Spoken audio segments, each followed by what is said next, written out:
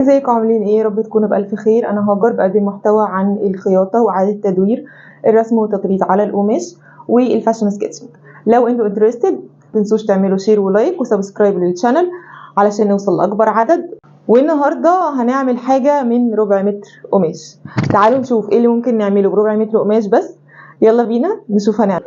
اول حاجة هحط طبعا وش القماش. في وش القماش انا القماش ده انا افبرته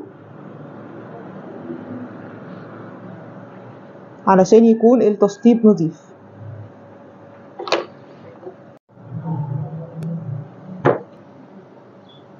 اهم حاجه قبل ما ابدا خياطه اتاكد من لضمه المكنه كويس وان المكوك بتاعي مليان.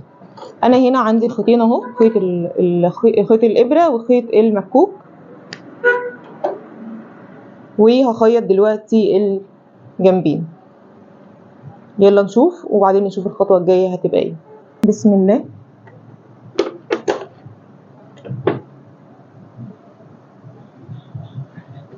اهم حاجه اظبط القماش على بعضه بالظبط.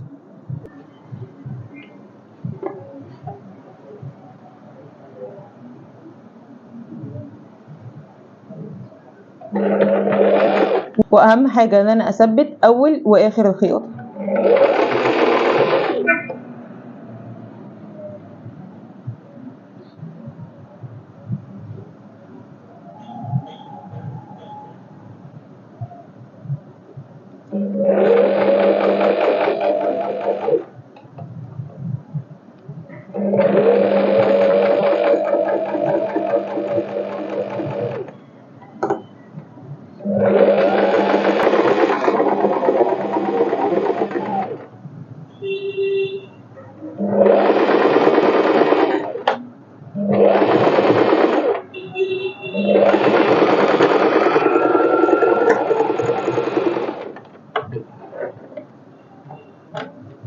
كده عملنا اول جنب، ودلوقتي هبدأ اعمل الجنب التاني بنفس الطريقة بالظبط.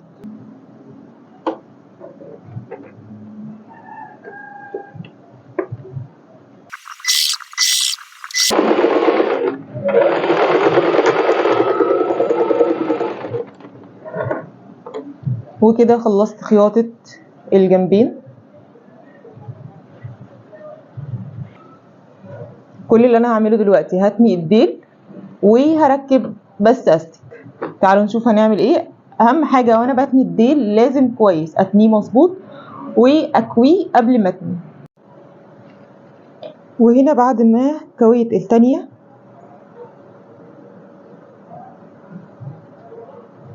هبدأ ان انا اخيط عليه.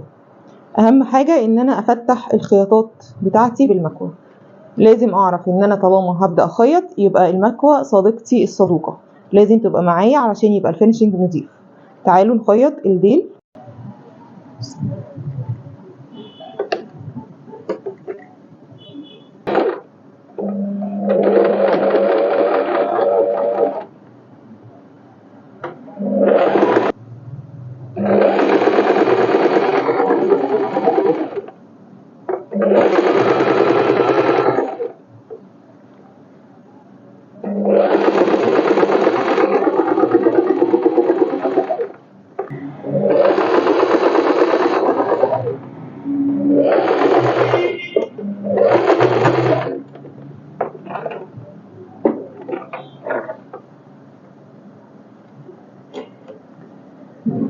كده تمام.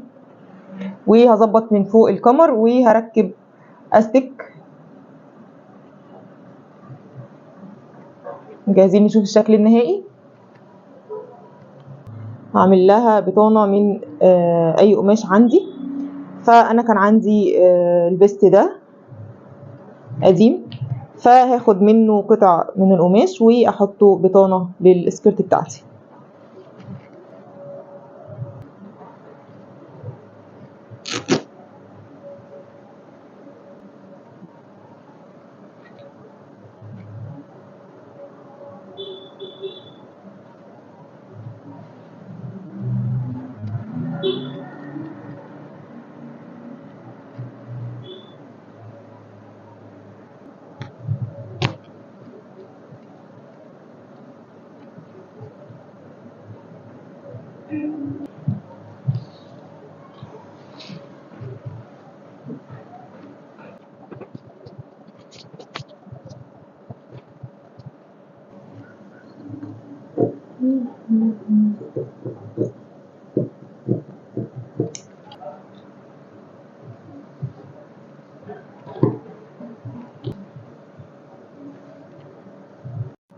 انا كده قصيت الجزء اللي انا محتاجاه.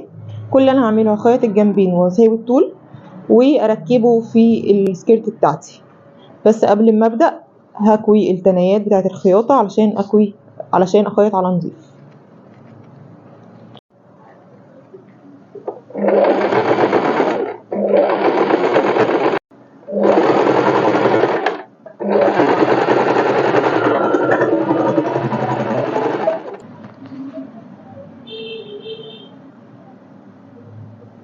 وكده انا خيطت الجنبين وهظبط الطول من تحت وابدا اركبه في القطعه بتاعتي الاساسيه اللي هي دي.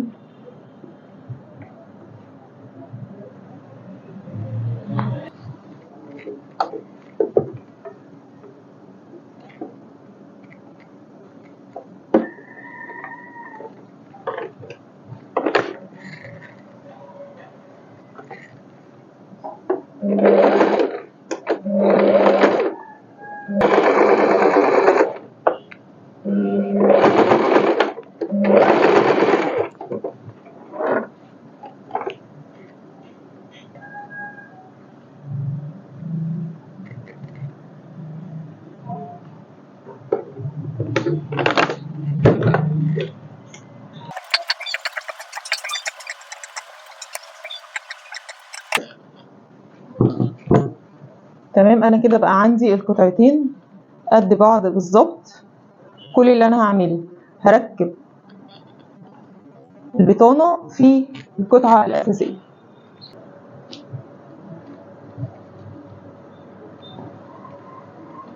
ثبت من عند الجناب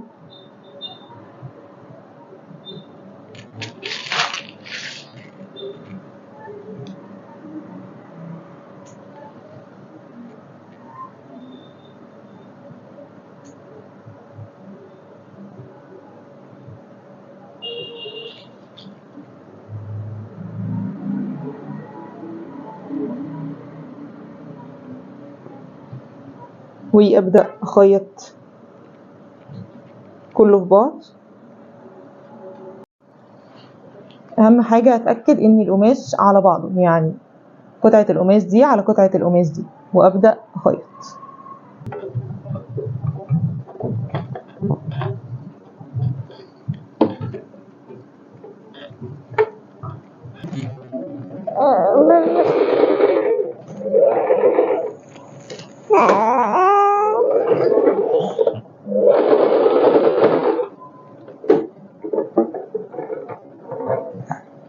وكده احنا خيطنا القطعتين في بعض.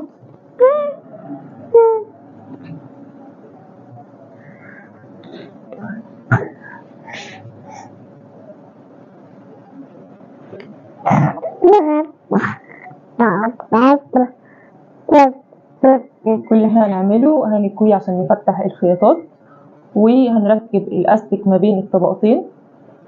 هنركب الاستك هنا ما بين الطبقتين ونقفل عليه بخياطة بسيطة من الوش. كويناها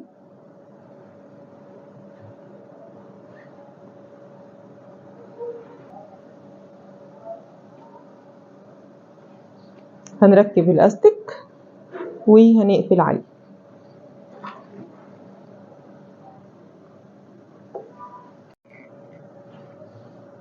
هبدأ اقيس الاستك بتاعي قد ايه تقريبا.